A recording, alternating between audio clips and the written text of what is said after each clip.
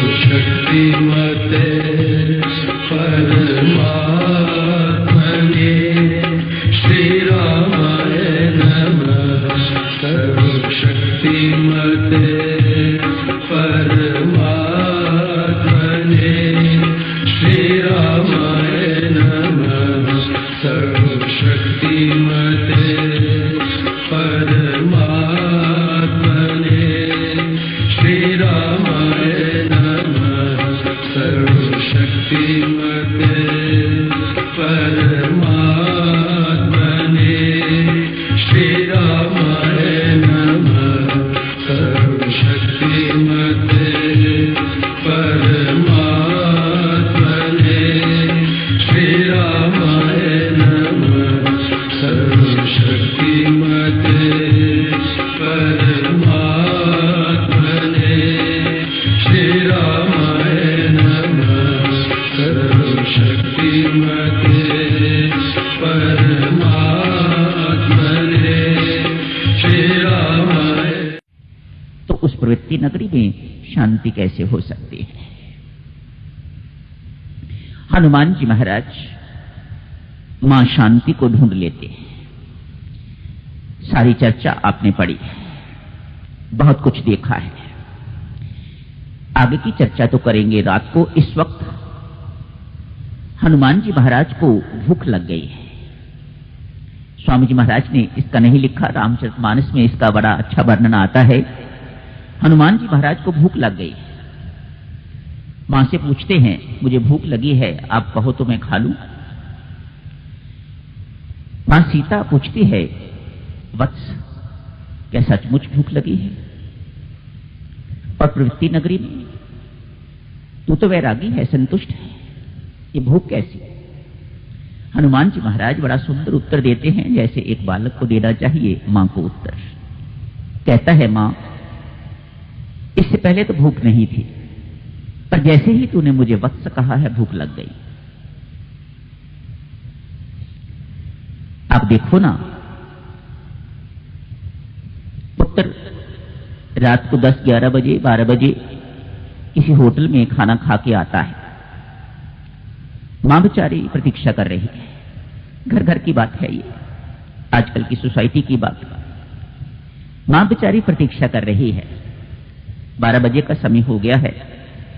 लड़के को भी पता है मेरी भूल है, मैं खाना खा के आया हुआ हूं, मैंने मां को सूचना भी नहीं दी, मेरी मां प्रतीक्षा कर रही है मेरी।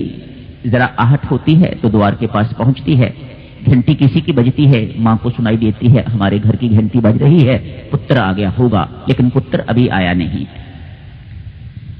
तो पुत्र क्या चालाकी खेलता है, आते ही जैसे घंटी बजाता है तो द्वार पर ही चिल्लाना शुरू करता है, मां जल्दी कर, मुझे बहुत भूख लगी है। मां बेचारी अपनी रुष्टता, अपनी नाराजगी को भूल जाती है। मेरे पुत्र को भूख लगी हुई है।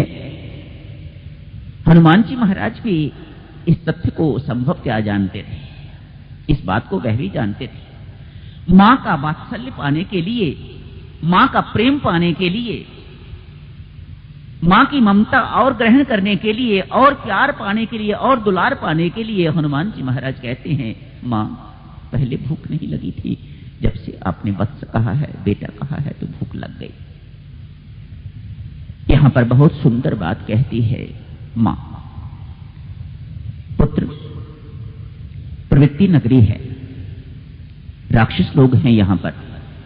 राक्षस अर्थात दुर्गुण, वानर अर्थात सद्गुण, ये तुझे झपट लेंगे। मां आप इनकी चिंता न करो, इनसे मैं निपट लूंगा। मानो कोई दुर्गुण मेरे ऊपर कोई प्रभावी नहीं हो सकता, मानो ये दुर्गुणों का मेरे ऊपर कोई असर नहीं होने वाला। हनुमान जी महाराज कैसे साधक हैं, कैसे पक्के हैं भीतर से, कैसा उनका वैराग्य है। वैरागी आदमी ही इस प्रकार का, निवृत्त आदमी ही इस प्रकार का, साधक ही इस प्रकार के वचन कह सकता है कि मैं किसी भी दुर्गुण के वशीभूत नहीं होने वाला। हमें तो मौका मिलता है और पतन को प्राप्त हो जाते हैं। हनुमान जी महाराज ऐसे नहीं। हनुमान जी महाराज ही हमारे आदर्श होने चाहिए। एक साधक के आदर्श हनुमान जी महाराज होने चाहिए, एक भक्त के आदर्श हनुमान जी महाराज होने चाहिए। मां आप चिंता ना करो, इनसे मैं निपट लूंगा। ठीक बात है बेटा। फिर भी मातेश्वरी बहुत सुंदर बात कहती हैं, फिर भी जो भी तुम खाना चाहते हो उन्हें परमेश्वर को चढ़ा के खाना।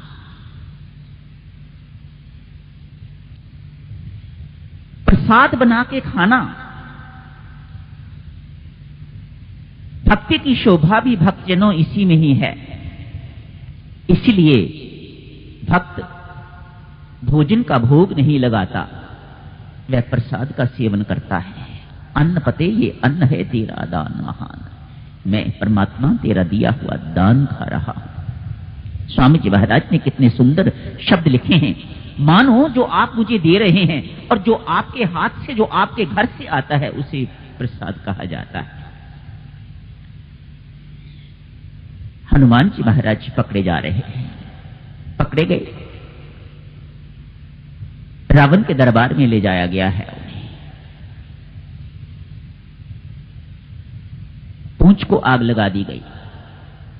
रात को करेंगे थोड़ी इसकी चर्चा, ये योजना किसकी है, क्यों आग लगाई गई, क्या हुआ, रात को करेंगे चर्चा।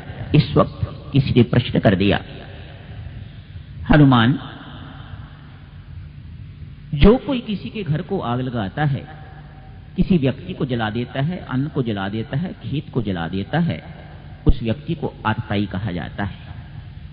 आतताई अर्थात अक्षमनीय अपराध करने वाला, अक्षमनीय पाप करने वाला। पाप क्षमा नहीं, आतताई को मारना, मृत्यु दंड देना अपराध नहीं माना जाता, ऐसा वर्णन आता है आतताई के लिए।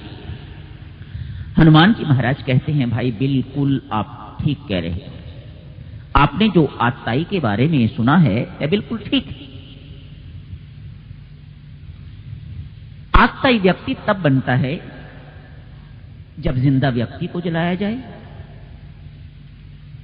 मैंने जिंदा व्यक्ति को नहीं जलाया, और शव को जलाना आतताई नहीं है। लंका नगरी क्या शव है? हां, लंका नगरी शव है, जिसमें भक्ति का निवास नहीं है, वह शव है। और शव को जलाना पाप नहीं है। शव को तो घर में रखा ही नहीं जाता, मुर्दे को तो घर में रखा ही नहीं जाता, उसे जलाने में ही भलाई है। इसलिए मैं अपराधी नहीं हूं। जहां भक्ति का निवास ही नहीं है, ऐसा शरीर भी भक्तजनों शव ही है, मुर्दा है, जिस शरीर में भक्ति नहीं है। इसलिए मैंने जिंदा नगरी को नहीं जलाया, मैंने जिंदा इंसान को नहीं जलाया, मैंने मुर्दा को जलाया है, और मुर्दा को जलाना पाप नहीं है। यही समाप्त करने की इजाजत दीजिएगा भक्तजनों, करेंगे चर्चा शेष रात को। हनुमान जी महाराज जैसा बनना है हमें। इतना बड़ा काम करके गए हैं, अपने मुख से कभी नहीं कहा मैंने कुछ किया है। अकर्तापन, डूअरशिप की बिल्कुल विहीनता, कैसे अपने आप को समझाया होगा हनुमान जी महाराज ने, मैं महाराज कुछ नहीं करने वाला, ये बात आपने मुझे स्पष्ट कर दी है। यही है साधना। भक्तजनों, आप साधना में प्रगति करते जा रहे हैं जब ये बात स्पष्ट होने लग जाए, जब परमेश्वर की अनुकंपा, अकारण कृपा आपको ये स्वयं स्पष्ट करने लग जाए, सब कुछ मैं ही हूं करने वाला, तू कुछ नहीं करने वाला, तू कुछ नहीं कर सकता, तो समझना चाहिए परमात्मा ने अपना वरद हाथ जो है वह आपके सिर पर रख दिया है। हनुमान जी पर मेरे राम की ऐसी ही कृपा थी। रात को करेंगे चर्चा।